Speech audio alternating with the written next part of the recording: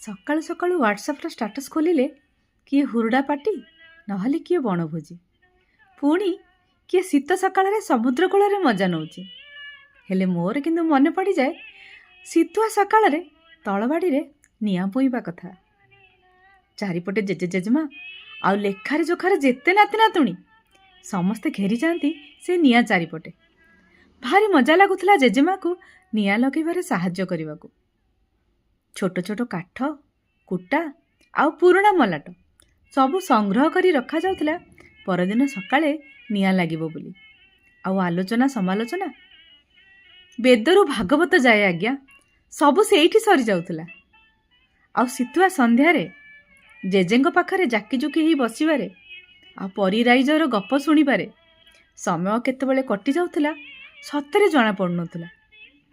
ଆପଣମାନଙ୍କ ଭିତରୁ ଯେଉଁମାନେ 80 ଦଶକରେ କିମ୍ବା 90 ଦଶକରେ ଜନ୍ମ ହୋଇଥିବେ ସେମାନେ ଠିକ୍ ମନେ ପକାଇ ପାରୁଥିବେ ଏଇ ନିଆଁ ପୁଇଁବା କଥା ଆଉ ଗପ ଶୁଣିବା କଥା। ଯଦି ମୁଁ ଆପଣଙ୍କୁ ନିଆଁ ପୁଇଁବା କଥା ଆଉ ଗପ ଶୁଣିବା କଥା ଠିକ୍ ମନେ ପକାଇଥିବି ତାହେଲେ ସବସ୍କ୍ରାଇବ୍ କରିବାକୁ ଭୁଲିବେନି ଆଜ୍ଞା।